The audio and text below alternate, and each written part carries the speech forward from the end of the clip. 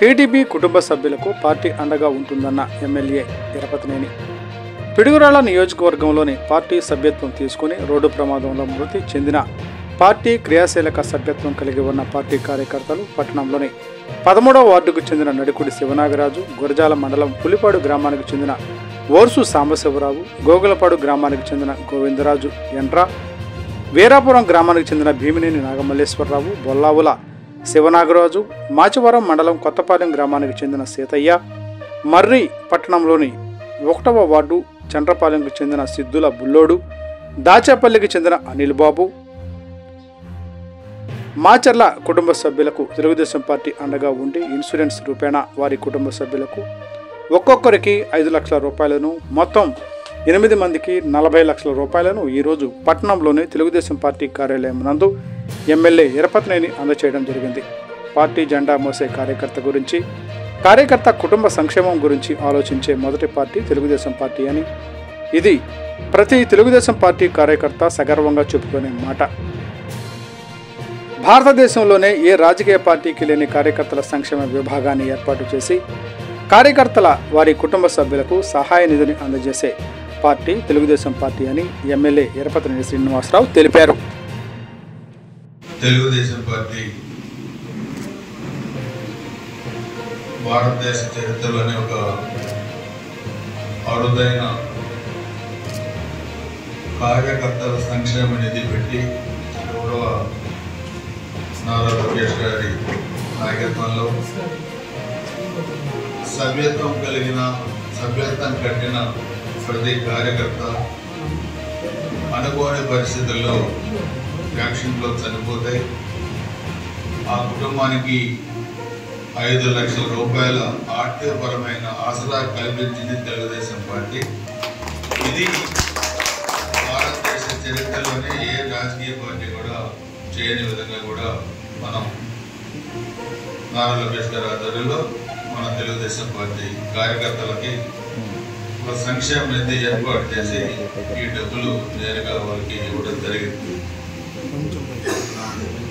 తెలుగుదేశం పార్టీకి ఒక సిద్ధాంతం, ఆయన నందమూరి తారక రామారావు స్థాపించిన ఈ పార్టీలో ఎస్సీ, ఎస్టీ, బీసీ, మైనార్టీ, రైతాంగం, బడుగు బలహీన వర్గాలు మంచి స్థాయికి ఎదిగారు.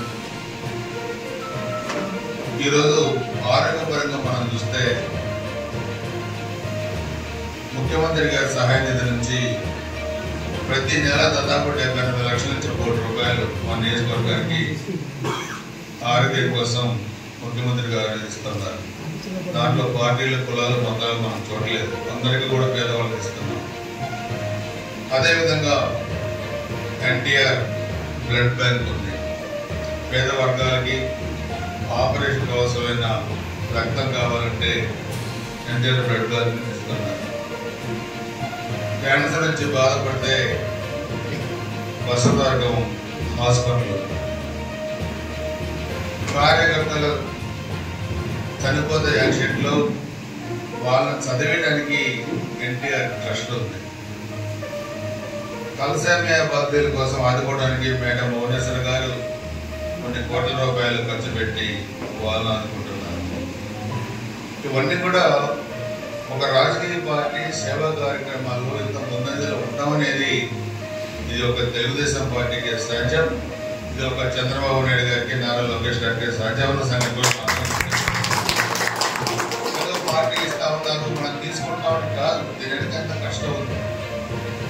వైసీపీకి ఒక సిద్ధాంతం లేదు, కార్యకర్తల సంక్షేమ నిధి లేదు, బ్లడ్ బ్యాంక్ లేదు, కార్యకర్తలు చనిపోతే 10 రూపాయలు సహాయం చేసే గుణం లేదు.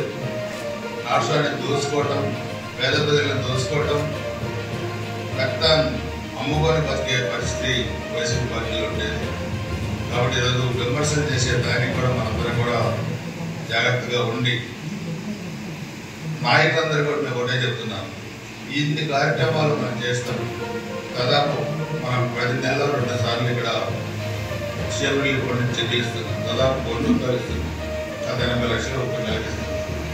తీసుకున్న వాళ్ళకి చెప్పాలి, మీరు గ్రామాలు 10 లక్షలు ఇచ్చే వాళ్ళు ఉన్నారు, 5 లక్షలు ఇచ్చేవారు. చిన్న అమౌంట్లు కాదు, 5 లక్షలు చిన్న అమౌంట్ కాదు. ఏ రాజకీయ పార్టీకి లేదు దేశం. ఇన్ని కార్యక్రమాలు మనం చేస్తాం. ఇంకా మనం మొదటి కార్యక్రమం చేసినప్పుడు దిద్దుపడాల్సిన బాధ్యత మీ అందరి మీద కూడా ఉంది. మీరు ఎవరికైతే ఇప్పిస్తున్నారో సీఎం రిలీఫ్ ఫండ్ వాళ్ళందరినీ కూడా మీరు గుర్తుపెట్టుకొని అవసరమైనప్పుడు మీరు గుర్తు చేయండి. మీకు ఇది ఇప్పించాం, మీకు ఇది ఇప్పించాం, ఇది చేస్తామని కూడా. అందుకని ఈ కార్యక్రమం మీరు చూస్తే జరిగింది దురదృష్టమైన పరిస్థితులు అయినా వీళ్ళకి కొంత ఆర్థికపరమైన ఇబ్బంది లేకుండా చేయగలిగింది ఈ పసుపు జెండా తెలుగుదేశం పార్టీ. మన నియోజకవర్గంలో పేద ప్రజల కోసం తెలుగుదేశం పార్టీ కొద్దిగా అండదండలుగా ఉంటుందని చెప్పి కూడా తెలియజేసుకుంటూ వీళ్ళు కూడా మహిళలు కూడా తప్పకుండా పార్టీ ఎప్పుడు అండదండలుగా ఉంటుంది. మీకు అవసరమైన పార్టీ దృష్టిలో సమస్యలు పెట్టవలసిందిగా కోరుకుంటూ